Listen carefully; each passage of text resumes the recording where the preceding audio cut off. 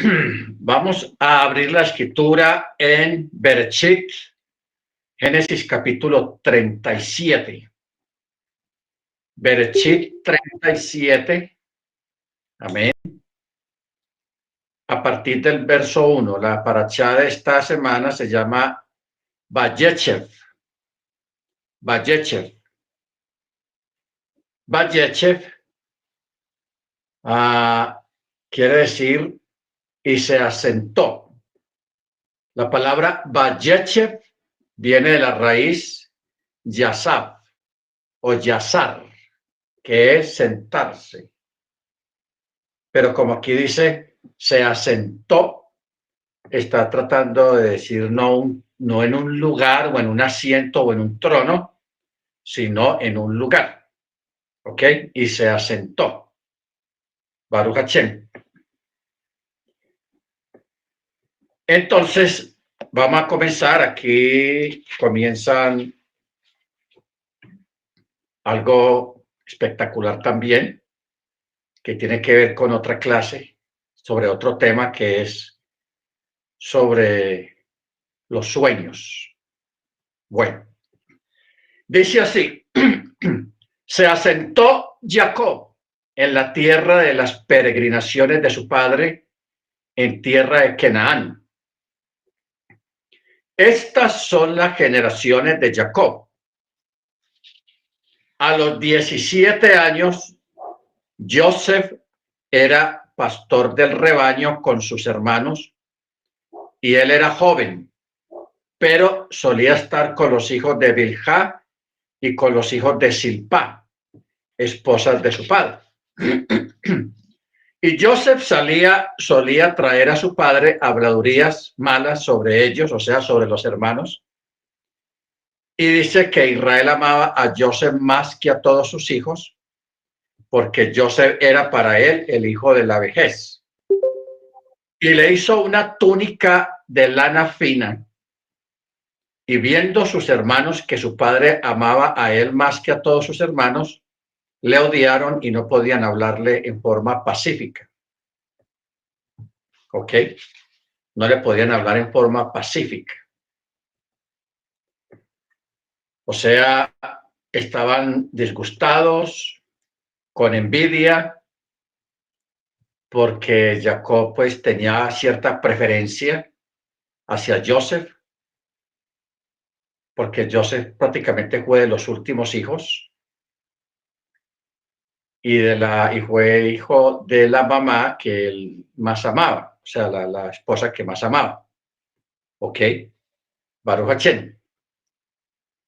Pero también Joseph puso su cuota de que él era ¿cómo es que se dice en el argot? El quejoso, el que siempre está llevando razones al papá de sus hermanos, todo lo malo que hacían los hermanos. ¿Cómo dice? Intrigoso. Es el intrigoso. Entonces eso también pues causó que sus hermanos le cogieran como cierta pereza y cierto resentimiento mezclado con odio hacia él. Pero cuando ellos ven que el papá, o sea, Jacob, le pone o le regala una túnica de colores, esa túnica de colores se designa como una vestimenta de lana fina, o lino fino, o lana turquesa. Este acto, hermanos, de esa vestimenta, de esa túnica, tiene una connotación profética. Porque ustedes recuerdan que más adelante los muchachos, los hermanos de él, para simular que una fiera lo había matado, porque ellos lo habían vendido, pero para poder decirle al papá que la pérdida de Joseph, ellos le dijeron al papá que una fiera lo habían matado y tomaron esa túnica medio la rasgaron y la untaron de sangre de un animal. ¿Ok? De sangre de un animal. ¿Ok? Ahora, ese acto de esa túnica, hermanos, tiene muchas connotaciones proféticas, porque por un lado representa, en Joseph representa, cuando dice de muchos colores, representa las naciones que iban a salir de los lomos de Joseph. Acuérdese que Joseph tuvo 2 hijos con una egipcia y Manasés, de ahí iba a salir una multitud de naciones. ¿Ok? Entonces, esos colores significan o tipifican simbólicamente a todas esas naciones, las cuales iban a ser lideradas y bendecidas a través de Manasés, que al mismo tiempo es la representación de la casa de Efraín, la casa de Israel. Al mismo tiempo, el acto de que hubiera sido rasgado y al mismo tiempo de que la untaran con la sangre de un animal para justificar un acto más grave que fue primero el intento de asesinato y luego la venta de su propio hermano, que eso es una cosa muy grave. ¿Ok? Entonces, ¿qué pasa? Esto más adelante también representa el sacrificio de los animales ordenados por el Eterno, animales kosher, en sustitución del pecador. O sea, el sacrificio de animales y verter la sangre del animal en el altar. ¿Ok? En el altar. O sea, esa túnica de colores representa el altar, pero también representa todas aquellas naciones las cuales también iban a ser cortadas. Por eso es que ellos rasgaron esa túnica como una muestra profética de que el Eterno en un futuro iba a cortar, iba a juzgar a todas aquellas naciones que rechazaron la Torá, que rechazaron al pueblo hebreo, el pueblo de la Torá, que había entre ellos, el Eterno los iba a cortar a esas naciones. ¿Ok? O sea, realmente hay una gran cantidad de connotaciones y de símbolos proféticos en esa túnica. Aquí en el relato lo menciona de una manera tan natural y tan sencilla, pero lo que usted le puede extraer a eso es algo impresionante, porque también representa la antesala de otra túnica, que fue la túnica del Mesías. ¿Ok? La túnica del Mesías, o sea, de Yeshua, porque ustedes recuerdan que cuando él estaba en el madero, los soldados romanos, ellos, en este caso, tomaron la túnica y como vieron que era de una sola pieza, no era cosida de 2 piezas o 3 piezas, sino que era de una sola pieza y también era muy fina. Porque qué soldado romano, que ganan buen dinero en esa época, se van a poder apegarse de la túnica ensangrentada también de un condenado a muerte. ¿Quién se va a antojar de una cosa de esas? Pero ellos se antojaron de esa túnica porque esa túnica, por un lado, era fina, era de una sola pieza. Entonces ellos, para no dañar la túnica, rifaron, echaron suertes a ver a quién le tocaba, a cuál de ellos le tocaba en suerte la túnica. Bendito sea el nombre del Eterno. O sea, muy interesante esta parte de lo que hizo Jacob, que de pronto pues se hizo en un momento crucial, en un momento desagradable, pero al mismo tiempo en un momento profético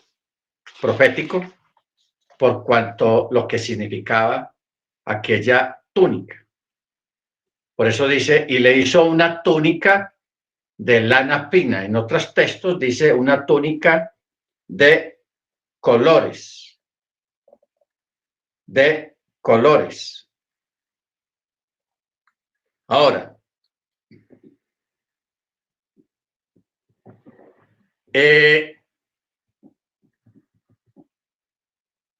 hay algo aquí también que hay que rescatar cuando dice, y le hizo una túnica de lana fina. El texto hebreo, ketonet, ketonet, a pasim. Ahora, hay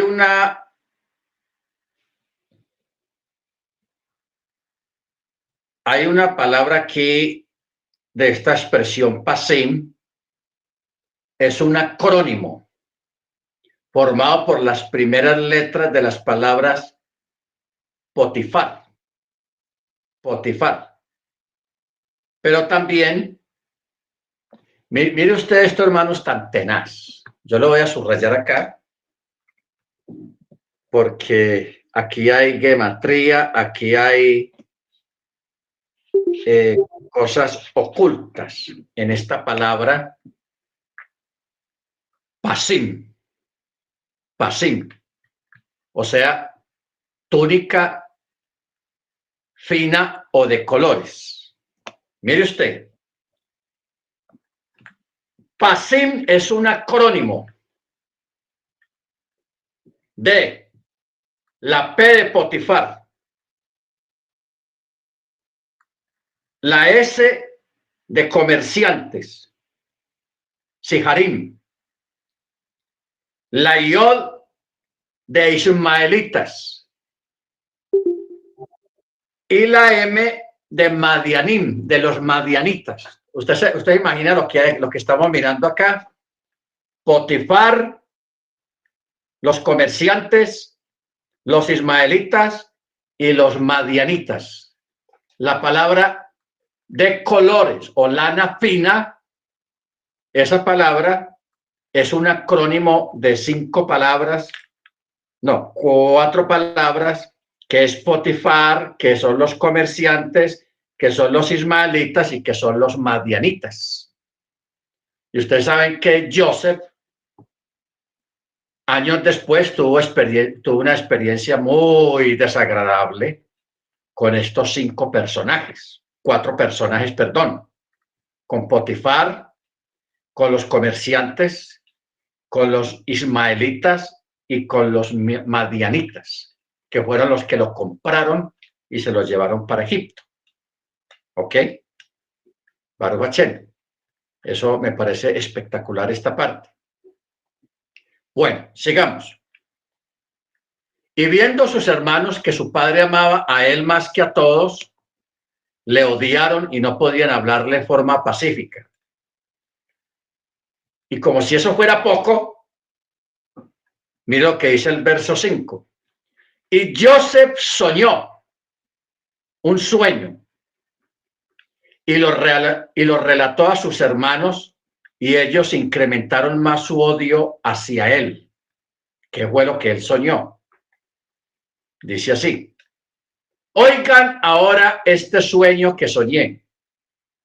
He aquí que atábamos gavillas dentro del campo, cuando he aquí que mi gavilla se levantó y se mantuvo erguida, y he aquí entonces que las gavillas de ustedes la rodearon y se postraron ante mi gavilla. ¿Cómo la ven? Se postraron ante mi gavilla. Mire, ¿quién soñó eso? ¿Y qué posición tiene él en la familia? Primero, él es el menor, uno de los menores. El menor. Ya los otros son mayores.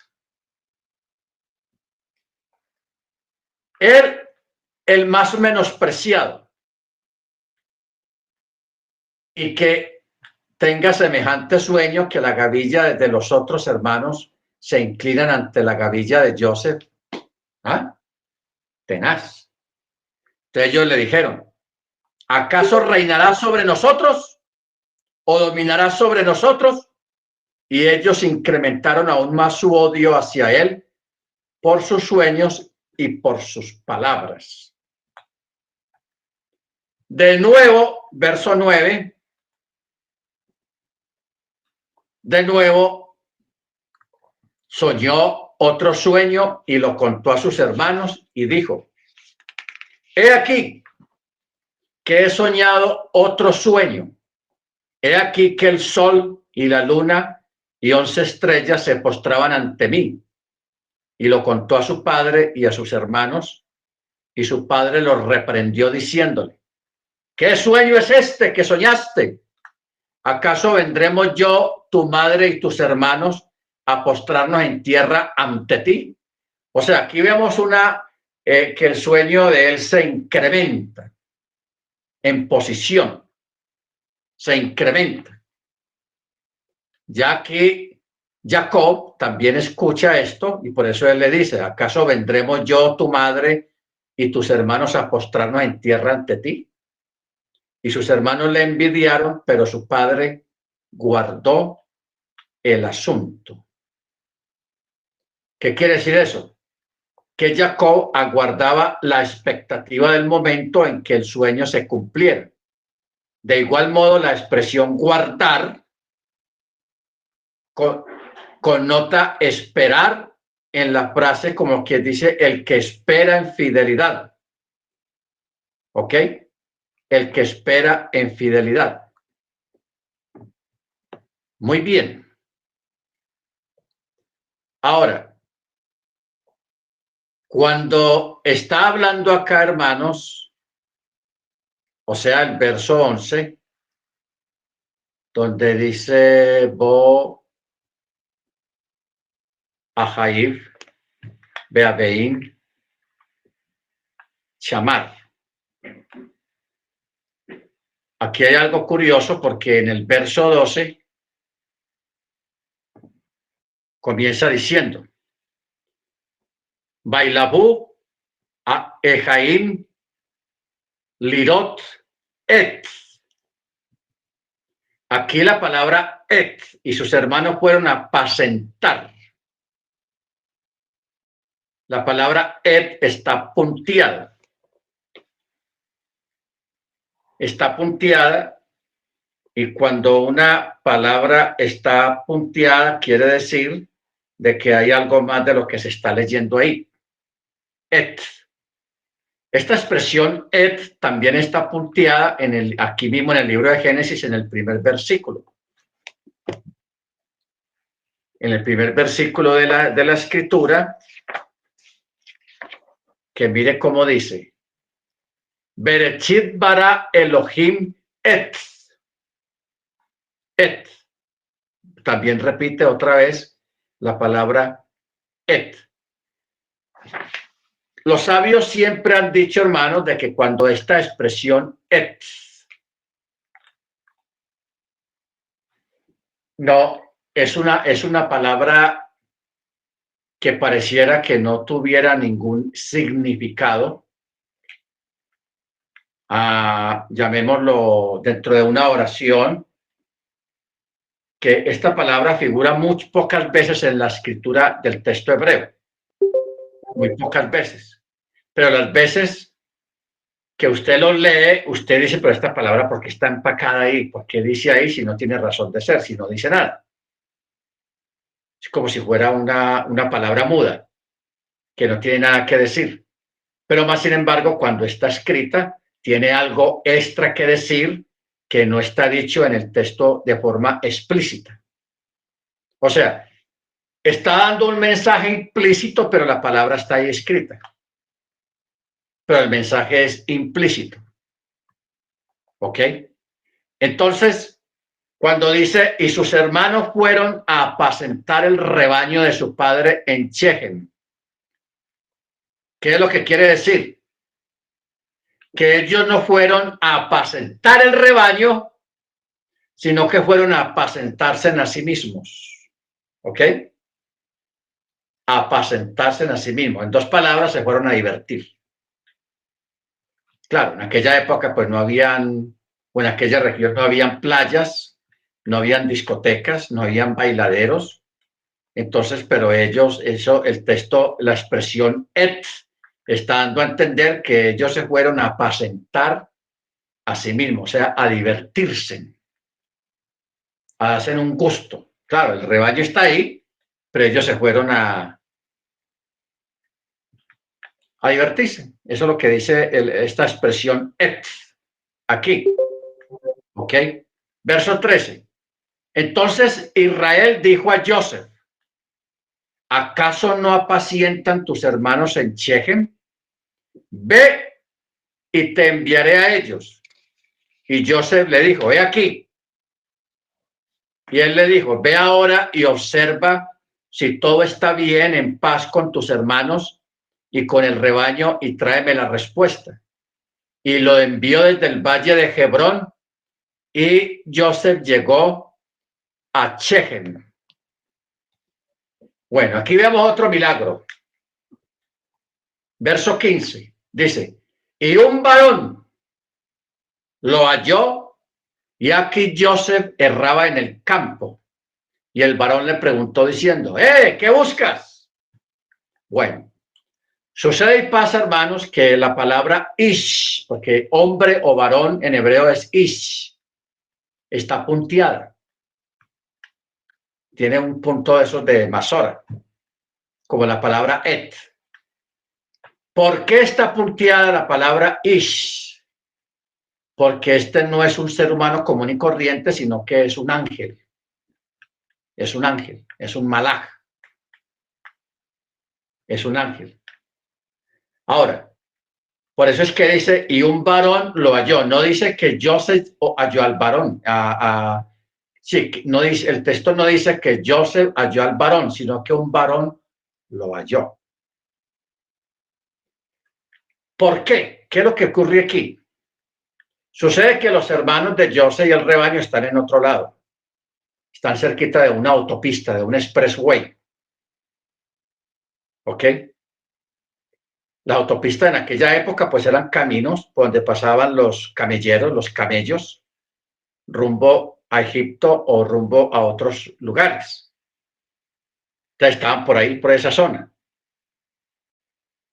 Y por allá ya venían los ismaelitas y los madianim, los comerciantes, y Joseph tenía que encontrarse con su destino, porque en este momento Joseph está perdido, porque los hermanos le dijeron al papá, papá, vamos a estar en Shechem, y ellos no estaban en Shechem, estaban en otro lado. Estaban en otro lado. Entonces, ustedes saben, siempre que uno dice, voy para tal lugar y se va para otro, siempre pasan cosas. Pasan cosas no buenas. ¿Ok? Porque no se está siendo correcto en lo que uno está diciendo en ese momento.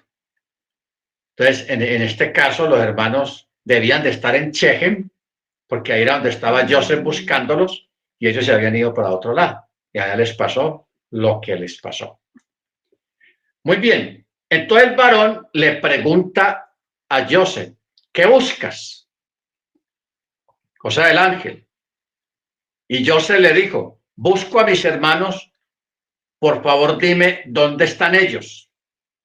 Y el varón dijo, se marcharon de aquí, pues les oí decir, vayamos a Dotán.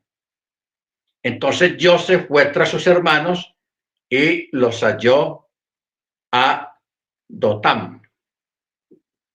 A Dotán. Ahora, ¿qué quiere decir la palabra Dotán?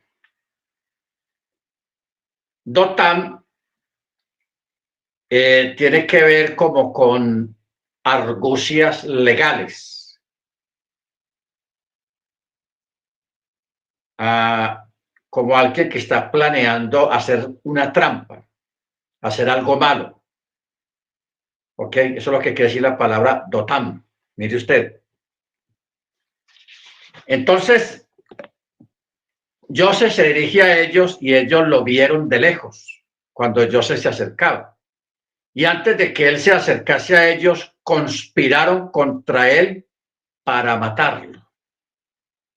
Como quien dice, vea, ahí viene el soñador, ¿qué tal? Vamos a salir de él ya de una, vamos a darle piso, vamos a matarlo, etcétera, etcétera. Entonces empezaron ahí a ver cómo salían de Joseph.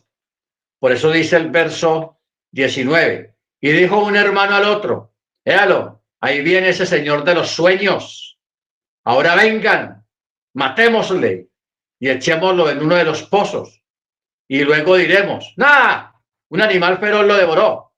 Veremos entonces qué será de sus sueños en son de burla. O sea, estaban burlando de su propio hermano. Pero Rubén oyó esto y lo libró de las manos de ellos y dijo, no debemos herirlo mortalmente. No debemos herirlo mortalmente. ¿Ok? O sea, dice que él dijo esto a fin de librarlo de las manos de sus hermanos. Verso 22. Y Rubén les dijo, no viertan sangre, échenlo a ese foso que está ahí en el desierto, pero no extiendan la mano sobre él. Él les dijo eso, dice el texto, a fin de librarlo de la mano de sus hermanos y devolverlo a su padre. Ahora, ¿por qué Rubén hizo esto? Porque el espíritu, o sea, el Ruach HaKodesh, atestigua sobre Rubén que únicamente dijo estas palabras con el propósito de salvarlo para que después pudiera él venir y sacarlo de allí. Entonces Rubén dijo, yo soy el primogénito y el mayor de todos, el pecado de su muerte únicamente será atribuido a mí. O sea que, ¿por qué Rubén les dijo, no muchachos, no lo vayan a matar, ¿cómo le ocurre? No viertan sangre, más bien vea, lo tiramos a un hueco de estos y ahí lo dejamos. ¿Por qué él les dijo de esa manera? Él lo dijo para después él volver y sacar a Joseph sin que sus hermanos lo vieran y regresarlo a su padre. Porque Rubén se sentía responsable como primogénito, como hermano mayor de todos, se sentía responsable del mismo Joseph. ¿Ok? Por eso él dijo, no vayan a matar, no vayan a derramar sangre, ¿cómo le ocurre? Vean, échenlo a ese hueco si quieren. O sea, él no dijo echémoslo, sino échenlo, tírenlo a ese hueco, pero él lo dijo de esa manera para él luego venir y sacarlo de ahí y llevarlo a su papá, a su padre. ¿Ok? Entonces sucedió que cuando Joseph llegó hasta sus hermanos, ellos desvistieron a Joseph de su blusón, o sea, la túnica que le había regalado el papá y de la túnica de lana fina que tenía sobre él. Lo agarraron y lo arrojaron al foso y el foso estaba vacío, no había agua en él. Y luego se sentaron a comer pan y alzaron sus ojos y vieron, y aquí que una caravana de ismaelitas venía de Gilad y sus camellos cargaban especias, bálsamo, aristoloquia y iban de viaje para descender a Misraim. A Misraim. Bueno, ¿por qué creen ustedes, hermanos, que aquí menciona qué llevaban los camellos? ¿A quién le importa eso? ¿O qué importancia tiene en un relato de estos? Porque dice, y sus camellos cargaban especias, bálsamo y aristoloquia. Aristoloquia. ¿Qué es aristoloquia? Aristoloquia es una raíz de una planta que tiene este nombre. Ahora, es una planta que de ahí procede un perfume muy costoso, costosísimo, que ellos llevaban para vender allá en Egipto. Entonces, por eso dice Aristoloquia. Yo quisiera ver cómo, no lo tengo acá, cómo está en la Biblia textual.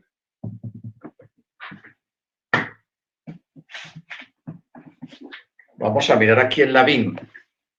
Estamos en 37:25. 37:25 de Génesis.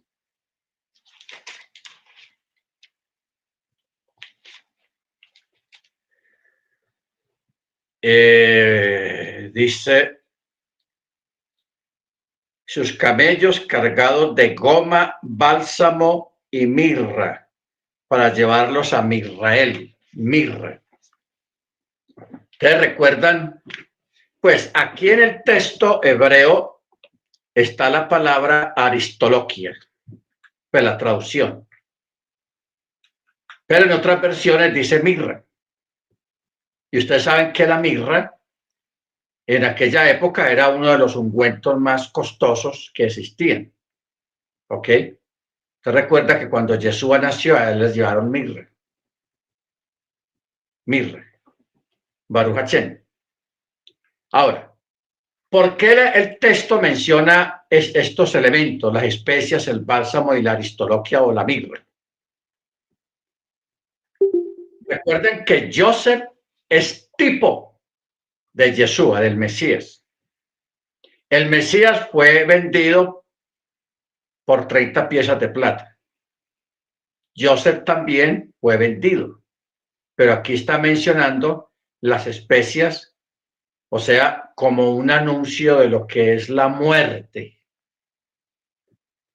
Un anuncio profético cuando aquella mujer ungió a Yeshua con un perfume muy costoso. Baruch Hashem. O sea, este acto de decir y de predecir un evento, porque Joseph lo van a tirar, lo tiraron ya al foso, un tipo de muerte, porque lo tiraron a un hueco. ¿Ok? Pero también ahí viene una venta de un ser humano y menciona los que lo compraron que llevaban en sus camellos. Bendito sea el nombre del Eterno. O sea, todo esto tiene una alta presencia de profecía,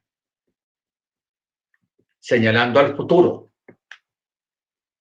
Bendito sea el nombre del Eterno. Entonces, por eso dice, y sus camellos cargaban especias, bálsamo y aristoloquia. Y iban de viaje para descender a Misraim. Entonces Yehudá dijo a sus hermanos, ¿qué beneficio habrá si matamos a nuestro hermano y cubrimos su sangre? Venga, más bien, vendámoslo a los ismaelitas, pero que nuestra mano no esté sobre él, pues él es nuestro hermano, nuestra propia carne, y sus hermanos le escucharon. Entonces aquí tenemos, hermanos, dos personajes, dos hermanos de Joseph que lo defienden. Primero fue Rubén, y luego aquí está Yehudá. Yehudá, ¿ok? Que también lo está defendiendo para que no muera. Baruch Hashem. Bueno, yo quiero que miremos aquí, hermanos, un detalle que parece un poco enredado, pero vamos a quedar en cuenta de unos detalles que cuando uno lea la carrera uno no los ve, pero aquí los vamos a ver, porque vamos a leerlo despacio. Primero, en el verso 27 dice, vengan, dice Yehudá, vendámoslo a los ismaelitas. Ustedes saben quiénes son los ismaelitas, ¿no?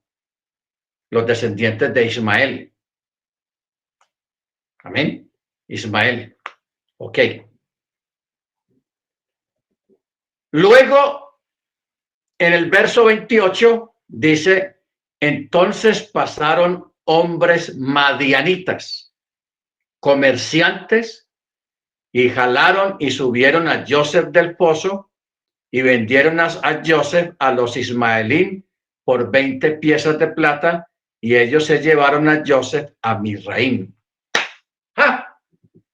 ¿Qué estamos viendo aquí, hermanos? Primero dice, verso 27, vengan, vendámoslo a los ismaelitas. Pero luego en el verso 28 dice, y pasaron hombres madianitas, comerciantes, y jalaron y subieron a Joseph del pozo y vendieron a Joseph a los ismaelitas por 20 piezas de plata. ¿Qué pasó aquí? Vamos a desenredar esto. ¿Qué fue lo que pasó? Los hermanos lo tiran al pozo y se alejan. Rubén no está con ellos en ese momento. Rubén está con el ganado. Mire usted el escenario. Rubén no está ahí, está con el ganado. Los otros hermanos,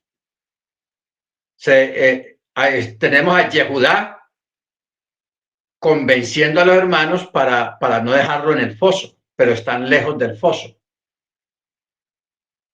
Están retirados del foso. ¿Qué fue lo que pasó? Llegaron unos hombres madianitas, o sea, de Madián. Porque Joseph, mientras estuvo en el hueco, en ese foso, él le decía, no, hermanos míos, no me dejen acá, no hagan eso, por favor, no me hagan, o sea, estaba lleno de miedo, porque estamos hablando, ¿cómo comienza este capítulo, hermanos? ¿Cómo comienza este capítulo, esta parashá?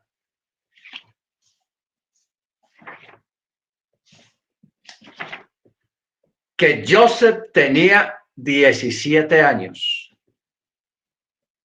muy joven, 17 años, un niño. En esa época, un niño. Entonces él estaba rogando, no me dejen aquí, estaba gritando, pero los hermanos se alejaron para no escuchar. En eso pasaron unos madianitas, tiraron una cuerda y lo sacaron, porque el texto dice, jalaron y subieron a Joseph del foso y vendieron a Joseph a los ismaelitas, que menciona en el verso 27, los comerciantes. Aunque también dice que los madianitas también eran comerciantes, pero parece que ellos llegaron primero que los ismaelitas. Entonces ellos, como son comerciantes, y en esa época se traficaba con seres humanos, con esclavos, entonces ellos dijeron, ve, aquí hay uno. Entonces lo sacaron, tiraron un lazo y Joseph subió y lo vendieron a los ismaelitas. Y lo vendieron por 20 piezas de plata. Y ellos, o sea, los ismaelitas, se llevaron a Joseph a Misraim. ¿Qué quiere decir esto? Que los hermanos realmente no recibieron ningún dinero. Y ellos no fueron los que lo vendieron. Lo pensaron sí. Porque Yehudá les dijo, vendámoslo a esos comerciantes, a esos ismaelitas. Y ya, pero no lo matemos. No derramen sangre. Estaban ellos en ese interín alejaditos del pozo, que fue cuando llegaron los madianitas, lo sacaron y se lo vendieron por 20 a los ismaelitas. O sea que directamente, aunque usted ve que en el resto de la Tanakh, en el resto de las escrituras, siempre dicen que sus hermanos lo vendieron a los ismaelitas o a los madianitas, etcétera, etcétera, pero en sí ellos no lo hicieron. Pues directamente no lo hicieron. Lo pensaron sí y lo idearon y lo iban a hacer, pero en sí ellos no lo hicieron. O sea que el cargo de conciencia no cayó sobre ellos directamente. Y ellos tampoco se beneficiaron de la venta. Y lo vendieron bien vendido. Esos madianitas como que eran buenos negociantes. porque 20 piezas de plata en esa época, eso era un dineral, hermanos, mucho dinero, porque estamos hablando de un muchacho joven, fuerte, bien parecido. Dijeron, no, por este nos tiene que dar buena plata, buen dinero, y lo vendieron por 20 piezas de plata, tenaz, ¿ok? O sea, cuando dice, lo jalaron del pozo,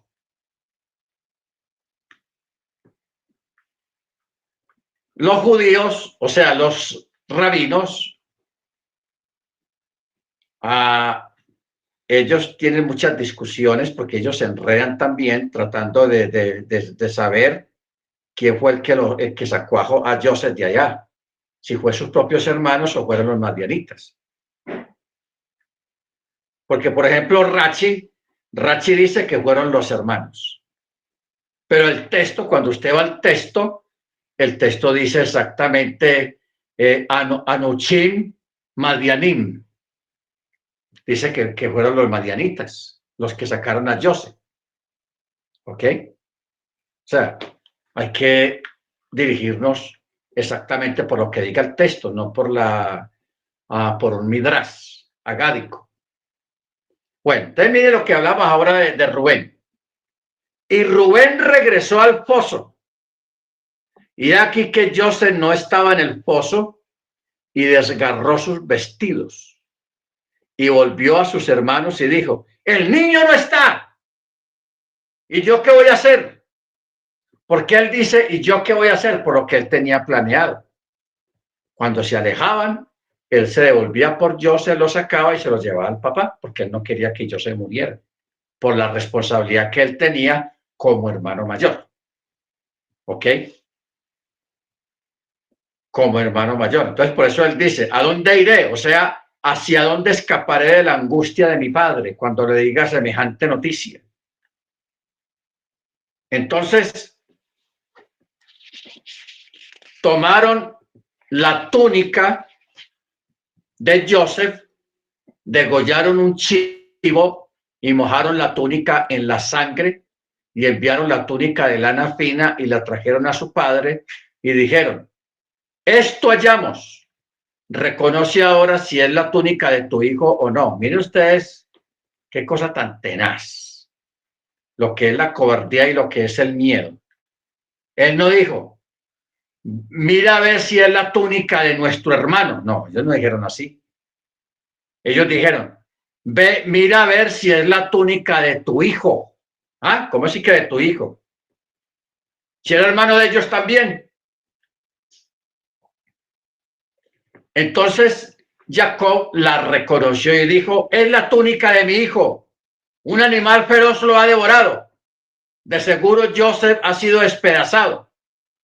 Entonces Jacob desgarró sus vestidos, puso silicio sobre sus lomos e hizo duelo por su hijo muchos días. Y se levantaron todos sus hijos y todas sus hijas para consolarlo, pero él se negó a consolarse y dijo, descenderé por mi hijo de luto a la tumba. Y su padre lloró por él, y los midianim vendieron a Joseph a Egipto, a Potifar, cortesano del faraón, jefe de los matarifes. ¿Qué son los matarifes? Allá en Egipto, los matarifes en Egipto eran los que se encargaban de sacrificar los animales para el palacio, para el rey. O sea, si lo dijéramos en esta época, diríamos, era el carnicero real, el que estaba a cargo de todo lo que concierne a carne en el palacio, con el rey. Por eso dice, cortesano del faraón, jefe de los matarifes. Jefe de los matarices. Luego, en el capítulo 38, comienza diciendo, y sucedió en aquel tiempo que Yehudá descendió de sus hermanos y se desvió hacia un hombre Adulamí, cuyo nombre era Girá.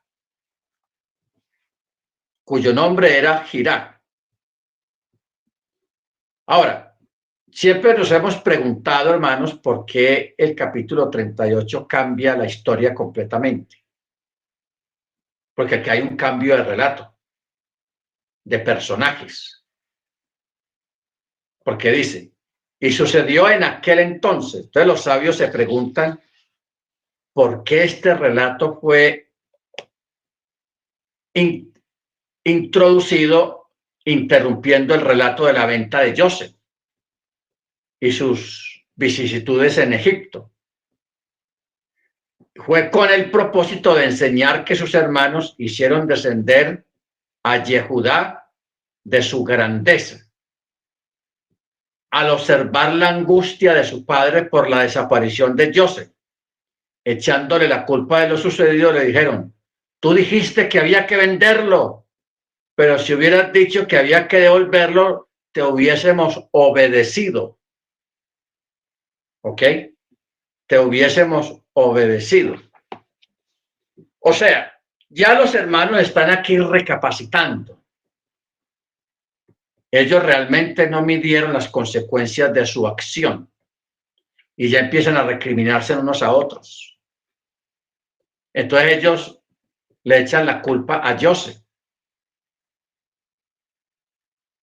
Perdón, a Yehudá. Le echan la culpa a Yehudá porque ellos dicen, si le dicen a Yehudá, si usted nos hubiera dicho que no lo vendiéramos, sino que lo lleváramos a la casa, te hubiéramos hecho caso. Ya empiezan las recriminaciones, empieza ya están pensando las cosas con cabeza fría y realmente a ellos les estaba pesando duro aquel acto que aunque ellos no vendieron a Joseph, pero sí pensaron hacerlo. Primero pensaron asesinarlo. Luego pensaron más bien en venderlo porque Yehudá los convenció. ¿Ok? Yehudá los convenció. O sea, aquí tenemos dos defensores. Primero fue Reubén, que dijo, no lo maten, no lo maten. Si quieren, échenlo a ese foso, pero no vayan a derramar sangre. Y luego fue Yehudá. Sáquenlo de ese foso y si quiere, véndanlo a los ismaelín. ¿Ok? Entonces, Joseph, que era uno de los superiores, Yehudá era uno de los superiores, entonces ellos o el texto hebreo, como por una forma de rebajar a Joseph, a Yehudá, perdón, entonces ellos más bien, por eso aquí el texto o la historia o el relato cambia, porque ya empieza a hablar de Yehudá. Por eso dice el verso 1. Y sucedió en aquel entonces que Yehudá descendió de sus hermanos, o como dice el texto, no dice descendió de su casa, sino que el texto dice descendió de sus hermanos.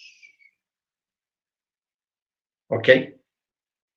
Descendió de sus hermanos.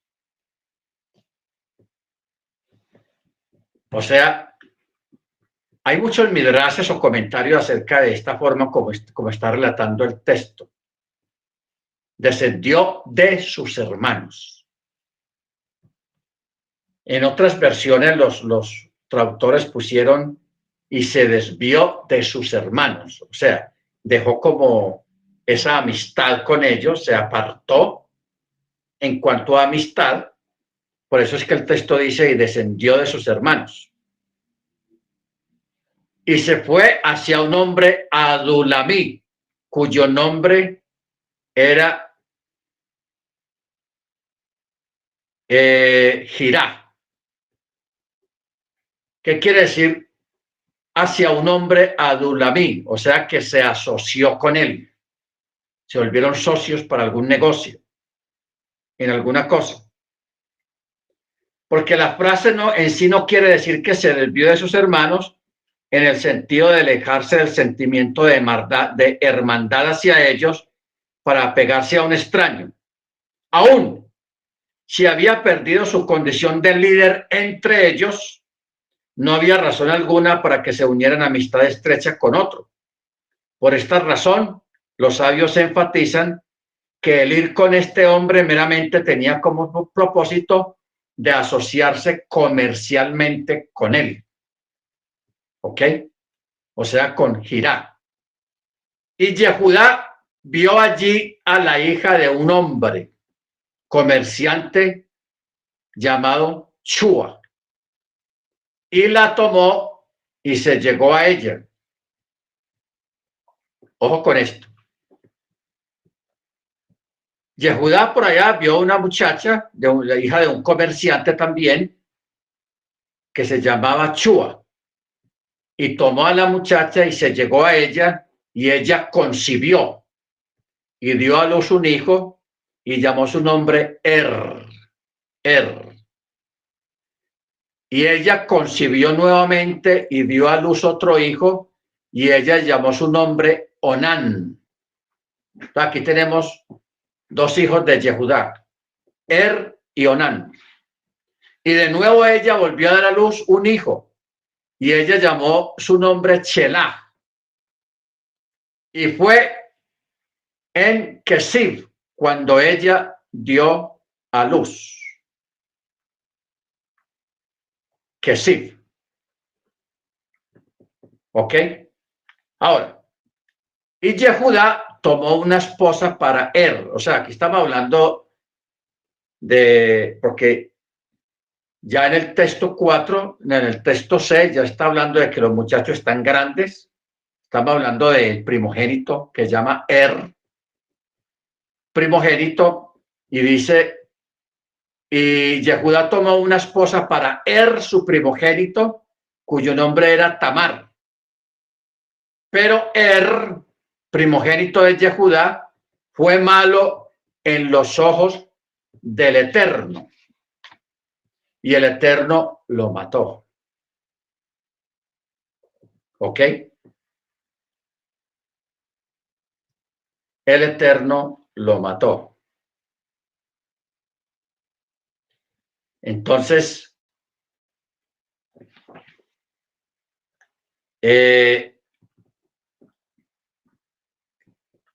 luego, en el verso 8 dice, entonces Yehudá dijo a Onán, o sea, el segundo hijo, llégate a la esposa de tu hermano y cásate el levirato con ella y erige descendencia para tu hermano. Bueno, detengamos aquí un momento porque todavía no ha llegado el Sinaí y ya se está hablando de la ley del levirato. ¿Cómo así? Ustedes saben que aquí hemos hablado mucho de que la Torá antes del Sinaí ya existía a través de la tradición oral de los padres y de los ancianos. Cuando la Torá fue dada en el Sinaí, se puede decir de que allí fue ratificada por el Eterno, pero ya la Torá existía, porque mira que aquí, como en esa época, ya se está hablando del levirato. Mira cómo le dice a Onán, llégate a la esposa de tu hermano y cásate, o sea, con la viuda, y cásate en levirato con ella y erige descendencia para tu hermano. Pero Onán sabía que la descendencia no sería para él, por lo que cuando se llegaba a la esposa de su hermano, o sea, la viuda, desechaba su simiente en tierra para no dar descendencia a su hermano. Lo que hizo fue malo en los ojos del Eterno y también lo mató. Entonces aquí tenemos ya dos muertos. Pero el detalle es de que el texto explícitamente no dice el por qué murió el primero. Solamente dice, pero primogénito de Yehudá, fue malo en los ojos del Eterno. Fue malo en los ojos del Eterno. ¿Qué era lo que hacía él? Él también hacía lo que hacía Onán, que tiraban el semen en tierra. ¿Ok? El semen lo tiraban a tierra. Entonces, por eso el Eterno se disgustó con él, que fue el primero, y lo destruyó.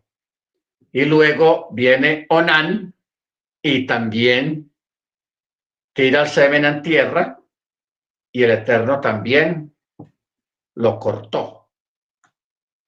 Lo cortó. Por eso dice el verso 10, lo que hizo fue malo en los ojos del Eterno y también lo mató, le dio piso. ¿Ok?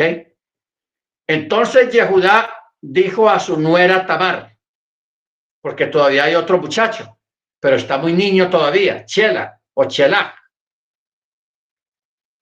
Entonces le dijo a la muchacha, a Tamar, a la viuda, permanece viuda en casa de tu padre hasta que crezca Chelá. Cuando él crezca, él te será dado, tú serás esposa para él. Pues dijo, no sea que también él muera como sus hermanos. Entonces Tamar se fue y permaneció en la casa de su padre. Y transcurrieron muchos días, o sea, años. Y murió la hija de Chúa, esposa de Yehudá,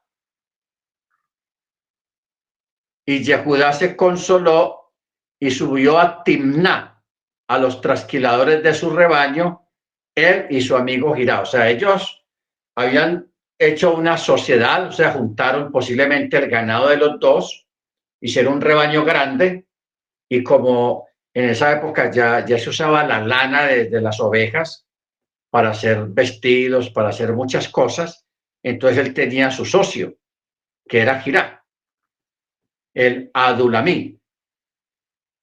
Entonces se anunció a Tamar diciendo, hey, he aquí que tu suegro sube a Timná para trasquilar el rebaño. Entonces ella se quitó de encima los vestidos de su viudez y se cubrió con un velo y se envolvió y se sentó en la encrucijada que estaba en el camino hacia Timná, pues había visto que Chelá había crecido, o sea, el otro hijo de Yehudá, el menor, ya había crecido y que no se le había, ella no le había sido dada por esposa a este muchacho. ¿Ok? A Chelá. No se sabe si a Yehudá se le olvidó o ya no quería, lo que haya sido. El asunto es que la muchacha sí se quedó fielmente en la casa de su padre, observando y vestida con vestidura de viudez, porque en aquella época las viudas se vestían de ciertos colores, de ciertos tonos, de cierta ropa, para que la gente la distinguiera de que era una viuda. ¿Ok? Entonces ya habían pasado los años y nada, que la llamaban pues de que para ser la esposa de Chelá. Entonces ya tomó su propia decisión, se dio cuenta de que su suegro iba para Timná para trasquilar el rebaño. Entonces ella se disfrazó de ramera. Se disfrazó de ramera.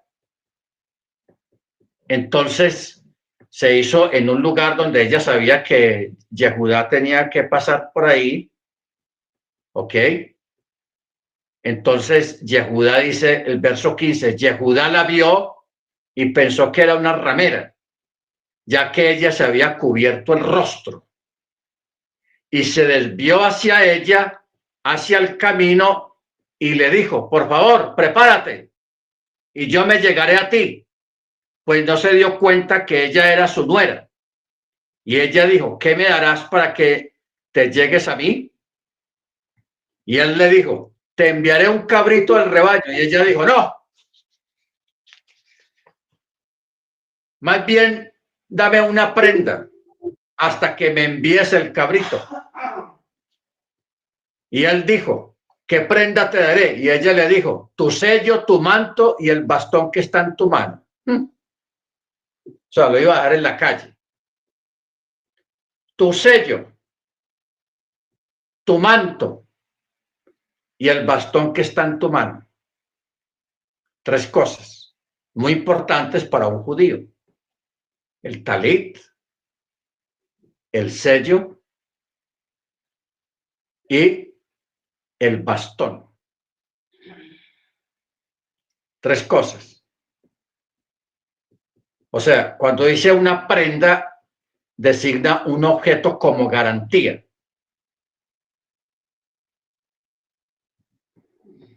Entonces está el anillo con el que sella los documentos y el manto. El manto. O sea, lo que hoy en día se llama el talit. Y él se los dio y se llegó a ella y ella concibió para él. O sea, quedó en embarazo. Luego ella se levantó y se fue. Se quitó su vela que tenía sobre ella y se volvió a vestir la ropa de viudez, de viuda. Y Yehudá envió el cabrito por medio de su amigo.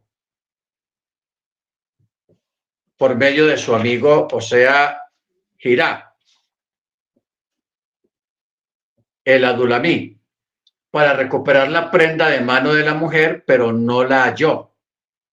Y preguntó a la gente del lugar diciendo, hey, señores, ¿dónde está la ramera que estaba aquí en la encrucijada junto al camino? Y ellos le dijeron, no, aquí no ha estado ninguna ramera. Entonces él regresó donde Yehudá y le dijo, no la hallé. Y también la gente del lugar dijo, no ha estado aquí ninguna ramera. Entonces Yehudá dijo, ¿pero qué? Yo tomé para ella, no sea que seamos objeto de oprobio. He aquí que yo le envié este cabrito, pero tú no la hallaste. Y sucedió que al cabo de 3 meses,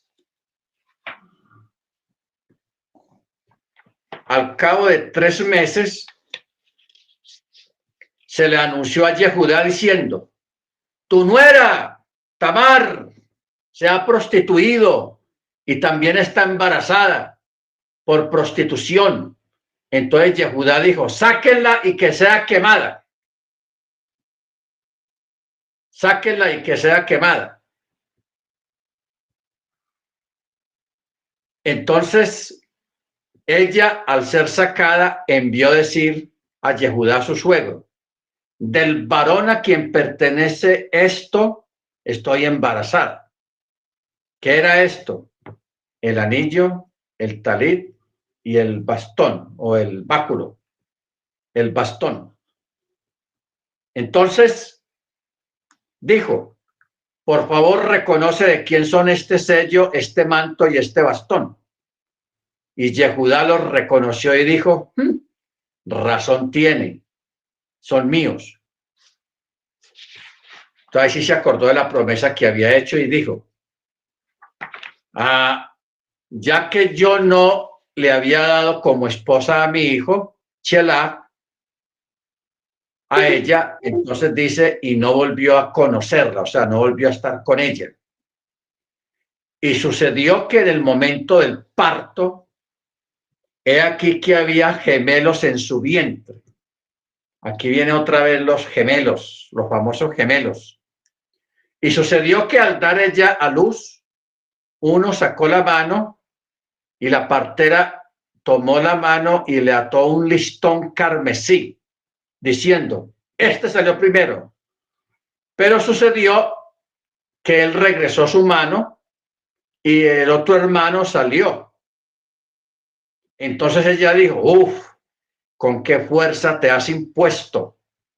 Y él llamó su nombre Pérez, Pérez, o sea, los Pérez. En hebreo se dice Pérez y en español se dice la gente de apellido Pérez. O sea, primero salió Pérez, el otro que no le habían amarrado el cordoncito carmesí en el dedo. ¿Ok? Entonces, dice el verso 30, después salió su hermano en cuya mano estaba el hilo carmesí y él llamó su nombre Sera. Llamó su nombre Sera.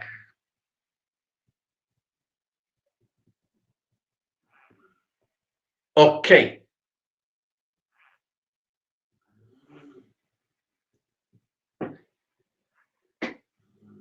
Aquí tenemos, hermanos, también mucho que relatar acerca de estos dos muchachos, de Pérez y Sera.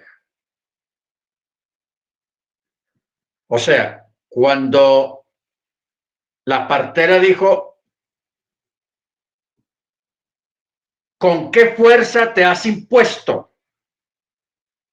Significa con qué fuerza te has fortalecido. O sea, se impuso. Entonces, ya cuando estos dos niños nacen, que el uno se llama Pérez y el otro se llama Seraj. Seraj. Y aquí termina este capítulo y cambia el relato. Qué cosa tan tenaz. Cambia el relato completamente. Porque dice, y Joseph, capítulo 39, había sido descendido, porque él no fue por sus propios medios o por su propia voluntad. Por eso dice, y Joseph había sido descendido a Misraim. Y Potifar, cortesano del faraón, jefe de los matarifes, hombre egipcio, lo compró de mano de los ismaelín. No dice los madianim, ismaelín, que lo habían hecho descender allí. Y el Eterno estaba con Joseph, y él se convirtió en hombre próspero y permaneció en casa de su señor Misri. Su señor vio que el Eterno estaba con él y todo lo que él hacía, el Eterno hacía que prosperase en su mano. Todo lo que él hacía, el Eterno hacía que prosperase en su mano. Y Joseph halló gracia en los ojos y le servía. Y Potifar lo nombró sobre toda su casa y sobre todo lo que poseía lo puso en sus manos. O sea, lo convirtió como el mayordomo. O sea, aquí el texto nos da a entender, hermanos, que Potifar se dio cuenta de que estaba siendo bendecido por la presencia de Joseph en su casa. Él se dio cuenta, él no era ningún ciego y él no lo atribuyó a ninguna de sus divinidades egipcias, sino que él se lo atribuyó al Elohim de Joseph. ¿Ok? Por eso él dice, todo lo que él hacía, el Eterno hacía que prosperase en su mano. Y Joseph halló gracia en sus ojos y le servía, y él lo nombró sobre su casa y todo lo que poseía lo puso en sus manos. Y sucedió que desde que lo nombró en su casa y sobre todo lo que poseía, el Eterno bendijo la casa del Misri gracias a Joseph. Y la bendición del Eterno estuvo sobre todo lo que poseía en la casa y en el campo. Y él dejó todo lo que poseía en manos de Joseph y no sabía nada de lo que estaba con él, excepto el pan que comía. Y Joseph era hermoso de forma y hermoso de aspecto. sea, era bien parecido y tenía buena figura. ¿Ok? Ahora, ¿qué quiere decir esto de que Potifar prácticamente se olvidó de todas sus cosas y lo dejó bajo la responsabilidad de Joseph, excepto el pan que comía? ¿Qué quiere decir esto? El pan que comía, o sea, el lejem. El pan que comía es un eufemismo, porque no tiene nada que ver con el pan que nosotros conocemos de las panaderías, sino que se está refiriendo a la esposa, a la esposa de Potifar. O sea, eso sí estaba vedado para Joseph, ¿ok? Simplemente que aquí el texto está usando un eufemismo y dice el pan, excepto el pan que comí, ¿ok? Y sucedió que luego de estas cosas la esposa de su señor alzó sus ojos hacia Joseph y le dijo, acuéstate conmigo.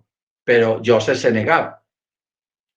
Y dijo a la esposa de su señor, he aquí que mi señor no sabe lo que está conmigo en la casa y todo lo que posee lo ha puesto en mis manos. No hay nadie superior a mí en esta casa y él no me ha rehusado nada excepto a ti. ¿Se da cuenta? Porque tú eres su esposa. ¿Y cómo he de cometer este mal tan grande? Pecaría contra Hachem. ¿Se da cuenta de lo que dijimos ahora? Que Potifar había puesto todo en manos de Joseph, que el Joseph disponía de todo y manejaba todo, excepto el pan que comía. Se estaba refiriendo a la esposa, y aquí lo está ratificando. No hay nadie superior a mí en esta casa, y él no me ha rehusado nada excepto a ti, porque tú eres su esposa, y cómo he de cometer este mal tan grande, pecaría contra Hachem.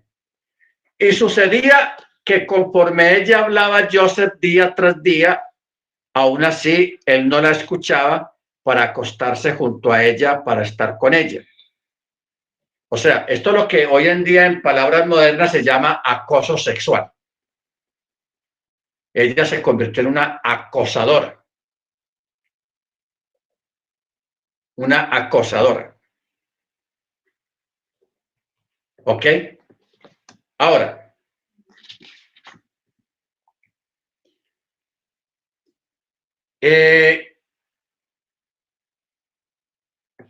aquí hay algo, hermanos, pero vamos a continuar leyendo. Verso 10. Y sucedía que conforme ella hablaba Joseph día tras día, él no la escuchaba para acostarse junto a ella, para estar con ella, pero sucedió cuando llegó el día. Él entró en la casa para desempeñar su labor y no había ninguno de los hombres de la casa allí en la casa. ¿Qué fue lo que pasó acá? Para darnos cuenta qué fue lo que pasó, hay que leer bien exacto cómo comienza este versículo. Pero sucedió cuando llegó el día. ¿Qué día? Este día, hermanos, era un día festivo sagrado en Egipto. Era un día festivo religioso egipcio. ¿Ok? Por eso dice el texto, cuando llegó el día. O sea, era un día de fiesta o de diversión para todos, uno de los días sagrados para los egipcios en que todos se habían ido al templo egipcio. O sea, al templo de idolatría. Entonces ella, aprovechando que Joseph no participaba de esas cosas,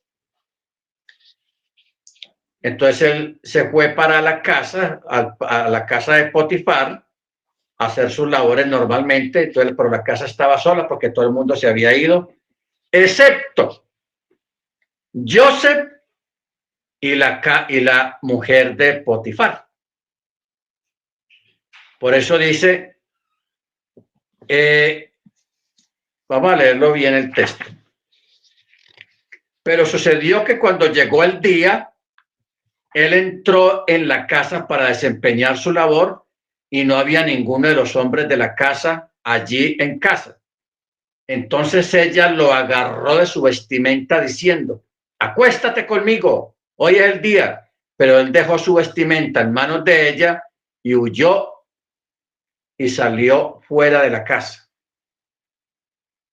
Y sucedió que cuando ella vio que él había dejado su vestimenta en su mano y había huido afuera, llamó a los hombres de la casa, los mandó a buscar y les dijo, vean, vean, nos ha traído a un varón hebreo para divertirse con nosotros, o sea, para acosarla a ella, para tener relaciones sexuales. Lo que pasa es que la Torá no menciona esa palabra sexual o relaciones sexuales, sino que dice para divertirse con nosotros. Él vino a mí para acostarse conmigo, pero yo llamé en voz alta, o sea, yo grité. Ella está diciendo, por decir, inventando, que yo trató de abusar de ella y que ella gritó. Pero dice ella, sucedió que cuando él oyó que yo alcé mi voz, hice bulla, dejó su ropa junto a mí y huyó y salió afuera. Y ella dejó su vestimenta junto a ella hasta que el señor de él llegó a su casa. Y le habló conforme a estas mismas palabras diciendo, el siervo hebreo que nos trajiste vino a mí para divertirse conmigo. Pero sucedió que cuando yo alcé mi voz y llamé, él dejó su vestimenta junto a mí y huyó afuera. Cuando su señor escuchó las palabras de su esposa, ¿qué le dijo? Cosas como esta me hizo tu siervo, como dijo ella, se encendió su ira. Entonces el señor de Joseph lo tomó y lo puso en prisión en lugar de los presos del rey, eran encarcelados y él permaneció allí en prisión. Bueno, ¿qué pasó aquí, hermanos? Sucede que Potifar había comprado a Joseph no solamente para que le hiciera labores domésticas, trabajara en su hacienda, sino también para tener relaciones sexuales con él, porque eso era costumbre en esa época, comprar esclavos o esclavas para abusar de ellos. Pero como Joseph es intocable, por cuanto era un muchacho que el Eterno tenía planes con él, José era intocable, así como lo fue Sara, etcétera, etcétera, como lo fue Jacob también. Entonces, ¿qué pasa? Cuando Potifar va y trata de tocar a Joseph, vino un ángel y ¿cómo es que se dice la palabra? Castro. Lo castró. Gracias, hermana. Lo castró. Vino un ángel, el protector de Israel, ¡pum!, y castró a Potifar. Lo que le estoy diciendo no está escrito explícitamente en el texto, pero sí está dicho implícitamente en el texto hebreo. Pero sí hay pistas. Más adelante, en el texto hebreo, no en la traducción, porque las traducciones pusieron todo igual, pero el texto hebreo, cuando mencionan a Potifar, ya no dice Potifar, sino que le quitaron una letra, la yod. Entonces ya no dice Potifar, sino Potfera. Potfera. Y la expresión Potfera en hebreo quiere decir el que es cortado. el que es cortado. Ahora, por deducción nos damos cuenta, como ya Potifar ya no podía cumplir sus obligaciones maritales o conyugales con su esposa, por eso es que él en parte ya no se mantenía mucho en casa, por eso el texto dice que él le dejó todo a Joseph, que se hiciera cargo de todo, excepto su esposa. Entonces, la mujer, viendo pues que ya el esposo ya no podía tener relaciones con ella, entonces ella empezó a fijarse en Joseph, porque acabamos de leer por ahí más atrás que dice que Joseph era bien parecido, era hermoso de rostro y tenía buena figura, una figura atlética, ¿no? Bien parado el hombre. Entonces, ella empezó a fijarse en Joseph y empezó a acosarlo, acoso sexual, se llamaría en este tiempo.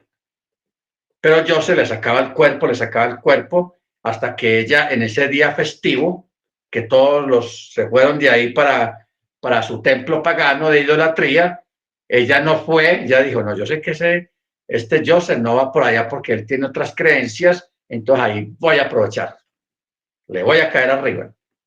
Y sí, ese día ella quiso aprovechar, pero Joseph se negó, tuvo que salir huyendo, dejando su parte de su vestimenta, su manto, ahí en la casa, y ella lo usó pues como una prueba, inventando un cuento, y de esa manera fue que Joseph fue a dar al bote, como dicen en México, al bote, a la cárcel. Pero esta no era una cárcel común. La cárcel donde ya mandaron a Joseph, dice, lo tomó y lo puso en prisión, en el lugar donde llevan los presos del rey, quienes eran encarcelados, y él permaneció allí en esa, o sea, los presos que ponían allá en esa prisión eran prisioneros que formaban parte del círculo del reino, del círculo real. Si alguno cometía un delito, alguna falta de la realeza, lo mandaban allá. ¿Ok? Lo mandaban a este lugar. Allá mandaron a Joseph. Lo mandaron allá.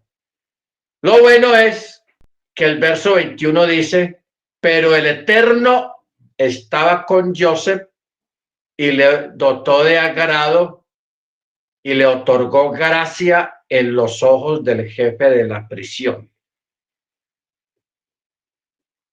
O sea, estamos aquí, hermanos, con la posibilidad de analizar un montón de cosas acá que lo podemos mirarnos a nosotros mismos a través de la experiencia de Joseph, de la vida de Joseph. Joseph es el consentido del papá, una familia grande de 13 hijos, incluyendo Dina. Hijo de un potentado, porque Jacob ya era un hombre de una posición elevada económicamente y socialmente a nivel tribal. Era el hijo preferido del papá. Provoca la envidia de sus hermanos y Joseph comienza como en un declive, a caer. Pasa por la humillación más grande que puede pasar un hermano, un ser humano, dentro de una familia, dentro de una gran familia, que pase semejante situación, que sus propios hermanos piensen en venderlo. Primero matarlo y luego venderlo, pero ninguna de las dos cosas le salió. Lo hicieron los Madianim, que lo vendieron a los ismaelín. Luego, pasar la vergüenza. Primero, la humillación de ser vendido como un esclavo. siendo miembro de una familia próspera. Llegar allá al mercado de esclavos en Egipto, donde los esclavos los suben a una tarima y allí está el vendedor. Vean, aquí está este trabajador, este esclavo. Y eso le abre la boca para ver si tiene buena dentadura, le tocan los brazos a ver si tiene fuerza para trabajar y que la gente lo mire tal vez con un taparrabo aquí nomás para que le puedan ver los músculos y lo compren y ofrezcan un buen precio. Pasar por una humillación de esas en un país extranjero. Lo compró un buen hombre, un hombre importante, no cualquier rico por ahí, alguien que tiene que ver con el palacio. El Eterno, en medio de esa tristeza, de esa humillación, de ese dolor, está con él. Por lo que usted pueda estar pasando en este momento, hermanos, puede ser una enfermedad, puede ser una situación, puede ser una tristeza, un dolor. Yo quiero recordarle a usted que el Eterno está con usted. No importa la intensidad del dolor que haya en este momento, ni las humillaciones, ni el abandono, ni las tristezas que pueda estar usted viviendo. El Eterno está con usted. Solo espera un poquito más. Un poquito más. Pero el Eterno está contigo. ¿Ok? El Eterno está contigo. Hay algunas áreas de tu vida que las pueden tocar, pero hay otras que no. ¿Ok? Tenga eso claro. Joseph en la parte física era intocable, y menos para algo tan degradante como una violación. El Eterno no permitió, por eso mandó el malaj, pláquete, para que castrara a Potifar, que ya no se llamaría, ya el texto de ahí en adelante ya no dice Potifar, dice Potfera, le quitaron la yod, que quiere decir el que es cortado, Potfera, el que es cortado. Tenaz eso es increíble. Baruch Hashem. Entonces, hermanos, yo quiero que paremos acá, porque ya aquí entran más sueños, porque hasta aquí los sueños de Joseph, no hay esperanza de nada, hermanos. O sea, uno a veces se pone a analizar las cosas que a uno le pasan en la vida, que a veces son más las cosas tristes y dolorosas que las alegres. Y yo a veces pienso que las cosas tristes son las que realmente nos enseñan, nos instruyen y nos muestran como un camino. Porque, ¿qué camino te puede mostrar a ti una alegría, un momento alegre, una comelona, una fiesta? Comiste bien, estuviste contento un rato, pero luego hay que volver a lo que llamaríamos la rutina o la realidad de la vida. O sea, los hermanos que han viajado, los hermanos allá a Ortega, o otros hermanos que han viajado a Estados Unidos o a otro lugar, se van de vacaciones 15 días, un mes. Usted la pasa espectacular por allá. No, es que qué bueno, estuvimos aquí, vimos esto. En fin, espectacular el viaje. Cuando uno viene en el avión, uno le empieza a dar como cierta nostalgia, porque usted sabe que va de regreso a encontrarse con la realidad y la rutina real. Una rutina real.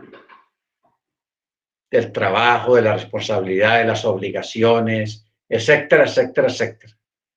Entonces uno viene como con cierta nostalgia, ¿ok? Pero cuando vivimos tristezas, momentos dificultosos de un dolor, de una enfermedad, de un abandono, de una prueba, de una persecución o de envidias, ser víctima de las envidias, hermanos, que eso es desagradable. Uno piensa en un momento de eso, de que la vida es dura y de que las expectativas y los sueños que uno tenga, los ideales que uno tenga, pues hasta ahí llegaron porque uno está en una mala situación, no económica, sino una mala situación de desprecio, de menosprecio, de persecución, de cosas así. ¿Ok? Y de una prueba, de una enfermedad, de un dolor, etcétera, etcétera. Entonces, pero miramos, hermanos, cuando uno mira hacia atrás por lo que uno ha vivido, uno piensa y uno dice, yo he aprendido esto, esto, esto y esto de esto que me pasó. O sea, en sí las pruebas son como aprendizajes, como la universidad de la Torá. Una cosa es la enseñanza de la Torá, pero otra cosa es vivir la Torá, que eso ya es universidad, ¿no? Es lo que llamaríamos estudios superiores. Estudiar la Torá es primaria y secundaria. Y vivir la Torá a través de las pruebas y todas estas cosas es estudio superior, universidad, universita. Baruch Hashem. Lo bueno de todo esto es, lo que me llama la atención es cuando dice, y el Eterno estaba con él. Joseph está en el bote, está en la cárcel, y el Eterno estaba con él. Usted nunca va a encontrar esta expresión en la Escritura, que diga, y el Eterno estaba con él. Cuando alguien esté en una fiesta, esté en un banquete, nunca dice la Escritura nada de eso en esa forma. Solamente lo dice cuando hay prueba, cuando estamos solos, cuando estamos en un momento de soledad, de abandono, de tristeza, de enfermedad, y el Eterno estaba con él. Por eso en esta noche terminemos esta clase con esa palabra. Hermano, el Eterno está contigo. El Eterno está contigo. Hermano, pero es que me duele, tomo esta pastilla, esta inyección, esta medicina y me sigue doliendo. El Eterno está contigo. ¿Ok? Eso es lo más exacto que hay y lo más perfecto que hay. Baruch Hashem. Muy bien, hermanos. Vamos a orar, vamos a darle gracias al Eterno que está contigo. Que sea la bendición de Él sobre todos, su presencia. Baruch Hashem, y la esencia de Él con cada uno de nosotros. Amén. Baruch Hashem. Muy bien, entonces vamos a